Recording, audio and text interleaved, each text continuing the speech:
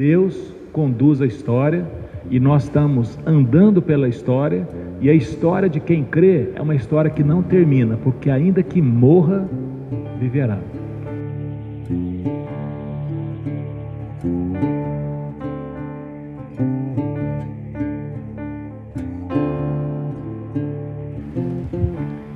Então, Gênesis capítulo 20.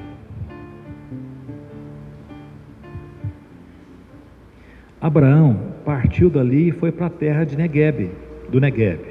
Habitou entre Gades e Sur e morou em Gerar. Abraão dizia que Sara, a mulher dele, era sua irmã. Então Abimeleque, rei de Gerar, mandou buscá-la. Deus, porém, veio a Abimeleque em sonhos de noite e lhe disse: você vai ser castigado com a morte por causa da mulher que tomou, porque ela tem marido. Ora, Abimeleque ainda não havia se aproximado de Sara, e por isso disse: Senhor, matarás até uma nação inocente? Não foi ele mesmo que me disse, é minha irmã? E ela também me disse, é meu irmão? Com sinceridade de coração e na minha inocência foi que eu fiz isso. Deus respondeu-lhe em sonho: bem sei que com sinceridade de coração você fez isso. Por isso impedi que você pecasse contra mim, e não permiti que você tocasse nela. Agora devolva a mulher ao seu marido, pois ele é profeta, intercederá por você e você viverá. Mas se não a devolver, saiba que você certamente morrerá, você e tudo que é seu. Abimeleque levantou-se de madrugada, tomou todos os seus servos e lhes contou todas essas coisas. E os homens ficaram com muito medo. Então Abimeleque chamou Abraão e lhe disse: o que é isso que você fez conosco? Em que foi que pequei contra você para que você trouxesse tamanho pecado sobre mim e sobre o meu reino? O que você me fez é coisa que não se deve fazer. E Abimeleque perguntou a Abraão: o que levou você a fazer uma coisa dessa? Abraão respondeu: é que eu pensei, certamente não há temor de Deus nesse lugar, e eles me matarão por causa da minha mulher. Por outro lado, ela é de fato minha irmã por parte de pai, embora não por parte de mãe, e veio a ser minha mulher. Quando Deus me fez sair da casa de meu pai, para andar errante por aí, eu disse a ela: este é o favor que você me fará em todo lugar para onde nós formos, você dirá que eu sou seu irmão. Então Abimeleque tomou ovelhas, bois, servos e servas, e o deu a Abraão e lhe devolveu Sara, sua mulher. Abimeleque disse: a minha terra está diante de você, more onde melhor lhe parecer. E a Sara lhe disse: dei 1000 moedas de prata ao seu irmão como compensação por tudo que aconteceu com você, e diante de todos você está justificada. Abraão intercedeu junto a Deus, e ele curou Abimeleque, a mulher e as servas dele, de modo que elas pudessem ter filhos, porque o Senhor havia tornado estéreis todas as mulheres da casa de Abimeleque por causa de Sara, mulher de Abraão.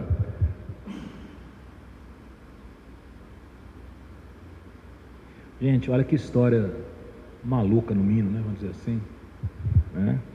Nós estamos falando aqui daquele que é chamado de o pai da fé. Ele chegou numa terra lá em Gerar, e Abimeleque é um nome que aparece muitas vezes. Existe até um pensamento que Abimeleque era lá para os filisteus igual Faraó era no Egito, um título, né? Não era bem um nome, né? Aparece 3 vezes, né? Toda vez que aparece lá daquelas regiões ali, né? Então o Isaac depois vai vivenciar a mesma situação, né? Ele vai repetir a mesma coisa que o pai dele fez lá na frente com o tal de Abimeleque, só que é tão lá na frente que não dá, as contas não fecham para falar, será que eram nomes iguais? E como isso aparece bem lá na frente também, na época dos juízes, então existe um pensamento, segundo algo que não está assim na Bíblia, né? Mas que é da história, que Abimeleque era como se fosse um título, né? Igual César em Roma, igual Faraó no Egito. Então Abimeleque era um título que era usado para os reis, né, dos filisteus ali na região de Gerar.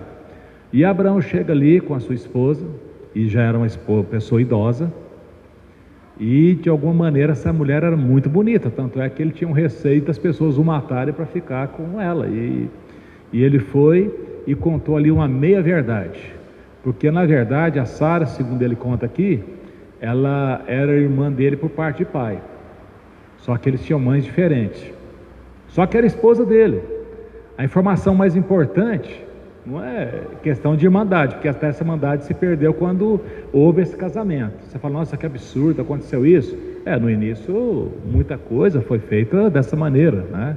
Como é que de uma só família, um só casal veio toda a raça humana?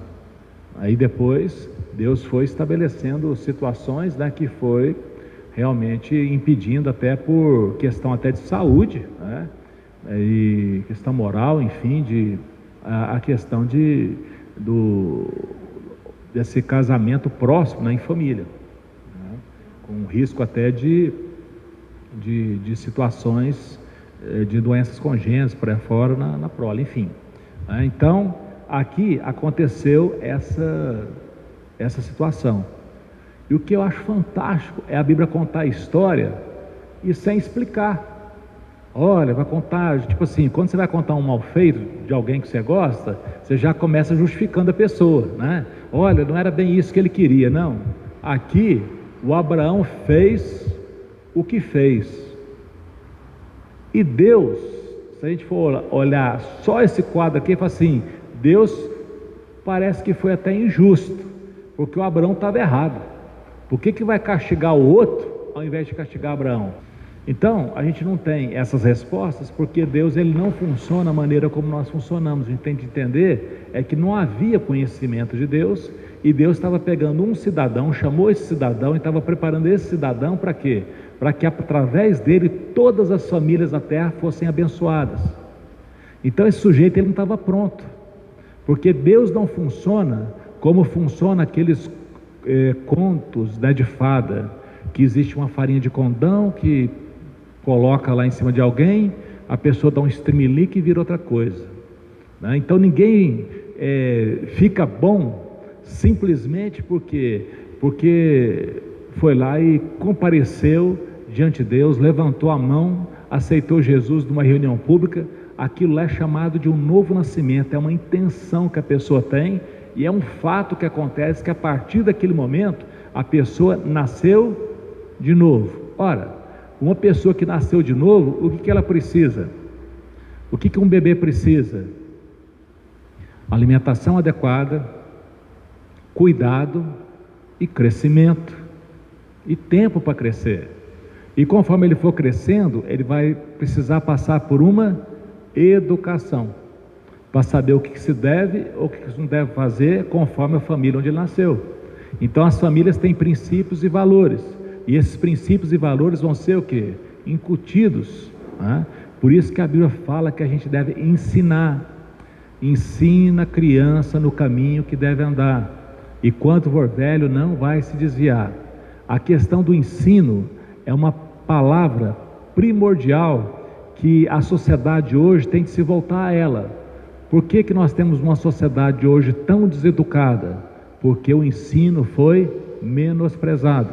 O ensino que era feito com muito cuidado por pessoas que tinham princípios, tinham valores, tinham sucesso familiares, tinham temor de Deus, isso foi substituído por pessoas que não têm compromisso com nada, que têm algumas ideias e querem implantar essas ideias, e até por pessoas que estão muito interessadas na destruição dos valores familiares. Então procura se incitar, desencaminhar. Então a escola, que era um lugar de bênção e educação, passou a ser um lugar de deseducação. Haja visto o que acontece muitas vezes com as universidades, onde os jovens entram ali de um jeito e vivem algo que eles vão ter o restante da vida deles para se arrepender, se conseguir chegar no arrependimento. Haja visto muitas das festas, né, que acontece aqui na nossa cidade, que quando você sai pela manhã rumo à universidade, você vê tantos jovens, meninos e meninas, totalmente jogados literalmente na sarjeta ali no campo, né? Por quê? Por conta de excessos. e era para ser o lugar do ensino, o lugar da capacitação, mas é o lugar onde existe a desintegração maior. E por conta de quê? Porque o temor do Senhor, ele é o princípio da sabedoria. E quando o temor do Senhor é tirado, né? Então Abraão, ele estava em processo de aprendizado, embora ele fosse velho. Deus o chamou: sai da tua terra, da tua parentela, vai para um lugar que eu te mostrarei, e eu farei. Então Deus está falando: eu vou fazer. O que Deus fez? Ele chamou um homem como outros homens, porque Abrão, Deus tinha mudado o nome dele. Abraão quer dizer pai de muitas nações, mas quando Deus o chamou, ele tinha um outro nome, ele não tinha esse A mais, era Abrão, que quer dizer pai elevado. O que muitos estudiosos dizem, né, que ele morava em Ur dos Caldeus, e lá o pessoal era famoso por conta de astrologia, de ficar estudando os astros. Então esse pai elevado é alguém que ficava o quê? Olhando as estrelas. E Deus apareceu para ele como se fosse uma estrela completamente diferente, o quê? E se apresentou para ele e o conduziu. E até o ensinou a olhar para as estrelas de um modo diferente, não para procurar significado nas estrelas, mas para saber que, tal qual há um número de grandes estrelas no céu, assim vai ser a sua descendência. Deus queria o que? Ampliar a mente desse cidadão. Como ele morava numa região desértica, onde a umidade é muito baixa, e como naquele tempo não tinha cidades com as luzes que concorrem com as luzes das estrelas, imagina o tanto de estrela que ele não enxergou ali. Então, muito seco, não tem umidade, você se enxerga mais longe. Não tem luminosidade, não tem competição na terra. Então ali era assim um céu completamente estrelado. Deus mostrou a ele então dessa maneira, não para procurar significado, porque o significado na vida de Abraão era o próprio Deus. E qual que era o significado? Abraão era abençoado e ele foi chamado para ser uma bênção. Ele é chamado de o pai da fé porque ele creu. Não é porque ele fez coisas certas, é porque ele creu, e Deus acertou a sua vida. Então a fé é a condição básica para uma pessoa agradar a Deus. Sem fé uma pessoa não pode agradar a Deus, porque a pessoa tem de crer que Deus existe e que Ele é galardoador daqueles que o buscam. Quer dizer, que todas as coisas vão cooperar para o bem daqueles que o buscam. Deus quer o nosso bem. Deus nos conduz por caminhos. Ele está no controle. Ele não perde o controle. Ele sabe o que faz. E Ele dá conta de tudo aquilo que Ele intentou. E nós somos amados por Ele. Então veja, aqui Deus vai e trata, na nossa ótica mais curta, de maneira injusta com Abimeleque. Mas de uma maneira mais ampla, Deus estava trabalhando com um cidadão chamado Abrão, que aqui errou, e Deus vai mostrar para Abraão que Deus cuidava dele. De sorte que deu um sonho lá para o Abimeleque. Deus não deu um sonho para Abraão: Abraão, você está doido? Que coisa feia que você está fazendo.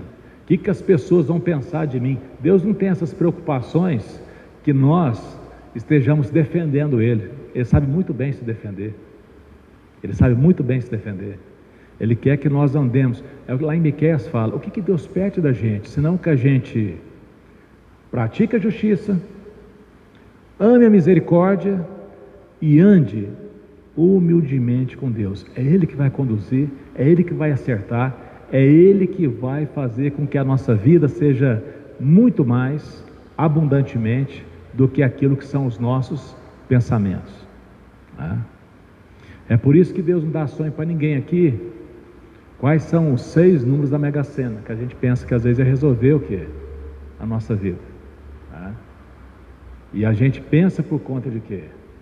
Porque a gente tem uma síndrome de achar que a gente que sabe das coisas, que nós que somos Deus. Não é isso que Deus. O valor da Mega Sena, ela é irrisório perto de toda a riqueza que Deus tem para as nossas vidas. Por exemplo, o prêmio lá da Mega Sena não dá para a pessoa comprar nem um dia mais de vida. E Deus já nos dá o quê? A eternidade. O prêmio da Mega Sena não dá para a pessoa comprar a saúde. Dá para comprar remédio, plano de saúde, isso dá, mas a saúde não. Não dá para comprar uma família. Agora Deus fala, se você crê em mim, aquele que crê verá a glória de Deus. Então Deus vai nos mostrar o quê? A sua glória. Então Abimeleque teve um sonho e ficou assustado, porque Deus falou, vou te matar. Mas por que foi que eu fiz? Você está pegando a mulher do outro. Não, mas eu não peguei, inclusive foi irmã, a informação que eu tenho é que ela é irmã dele, a mulher desimpedida. Não, eu vou matar, eu sei, todo mundo. Deus vai assim. Ele falou, não, e aí ele vai lá conversar com Abraão. Escuta, o que foi que você fez e tal? Ele falou, não, eu fiquei com medo, porque você conhece, a minha esposa é bonita e tal. E eu falei, vamos matar, não tem temor de Deus aqui. Aí o cara ainda vai dar gado, riquezas para Abraão. Ainda deu lá 1000 não sei o que de pratas para reparação. Contou para Sara. E ainda acaba a história, o Abraão intercedendo pelo Abimeleque. Olha que coisa. Irmãos, vamos falar sério. A gente dá trabalho ou não dá? A gente dá muito trabalho, sabe? Então a gente tem que ser tão grato a Deus e pelo menos dar menos trabalho, procurar dar menos trabalho.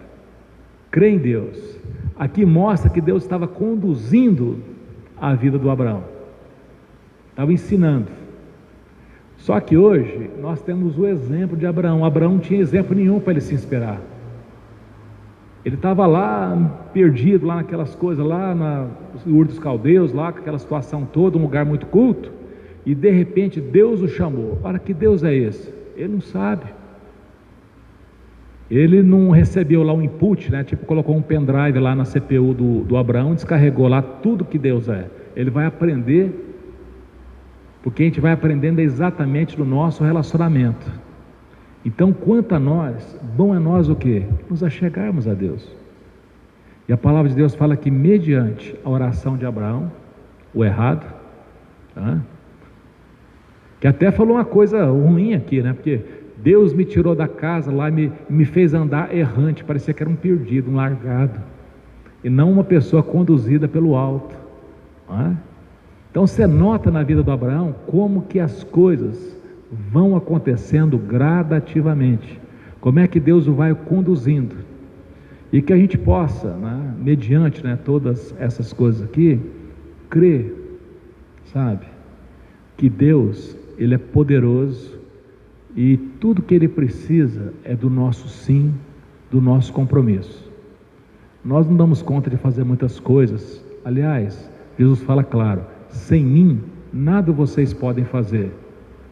Mas tem um versículo que diz, em Deus nós faremos proezas. O outro fala assim, no Senhor o nosso trabalho não é vão. O nosso esforço é de nós nos assentarmos, ouvirmos a palavra de Deus e deixar essa semente cair no nosso coração e produzir o fruto que essa semente tem. Nessa figura de semente, e nós somos o quê? A terra, Então é desejável que nós sejamos uma terra bem adubada, para que essa semente possa produzir o quê? O máximo. Que a gente não ofereça resistência a essa palavra com durezas do nosso coração, que são as pedras, com espinhos, que é a gente ficar fascinado e desejando coisas mundanas, mas que a gente possa obrigar essa semente do nosso coração e sermos gratos a Deus, sabendo que nós não estamos e não estaremos no prejuízo. Não estamos e não estaremos no prejuízo. Tem o pastor Bartolomeu, ele tinha uma musiquinha que dizia assim, quem tem Jesus tem tudo. Quem não tem Jesus não tem nada. Mas quem tem Jesus Cristo no céu já tem morada. Aí depois tinha uma outra parte que ela não lembra muito bem, assim, quem quiser amar esse mundo, lá no céu, não tem nada. Mas quem seguir a Cristo, no céu, já tem morada. E não é só no céu, já no presente, Deus nos privilegia a termos uma vida que sóbria, justa, piedosa, uma vida que rejeita as paixões mundanas e que, de maneira sóbria, justa e piedosa, aguarda a manifestação, a bendita esperança, aquilo que vai ser a grande revolução nesse mundo, quando toda a criação vai dar lugar, essa velha criação vai dar lugar a uma nova criação, aonde o próprio Deus vai estar conosco. Por enquanto nós estamos como Abraão, que andando, peregrinando, e nós temos uma vantagem que o Abraão não tinha. Nós temos a palavra de Deus. Por isso nós devemos conhecer essa palavra, para conhecer a nossa fé, para nos pouparmos a nós, as nossas famílias, as pessoas, né, que estão à nossa volta, de muitas dores, para que a gente possa viver, né, essa maneira de viver. Fé é a maneira como o justo vive. O justo viverá pela fé. Então tem a maneira de viver que é pelos sentimentos, e tem a outra maneira que é para viver pela fé. Pelos sentimentos, eu quero, eu faço. Agora a fé, ela pergunta: é certo? É a vontade de Deus? Então o que baliza a decisão da pessoa não é só o sentimento, é a fé que baliza, né, que modula, né, o sentimento. E a palavra de Deus fala assim, que o justo, ele vive pela fé. Já o soberbo é o sentimental. O presunçoso, ele se incha. E a vida dele não é reta. Mas o justo vive pela fé, e essa fé vai o quê? Acertando a vida desse cidadão. Amém? Que Deus possa nos abençoar. Eu quero agradecer você que tem nos acompanhado aqui no nosso canal. Conheça sua Bíblia, conheça sua fé. Se você achou pertinente essa mensagem, que você dê o seu like, que você compartilha, né? Se inscreva no canal e compartilha com as pessoas, né, que você acha que seria importante escutar também essa palavra. Que Deus possa o abençoar também aí onde você está. Até uma próxima oportunidade.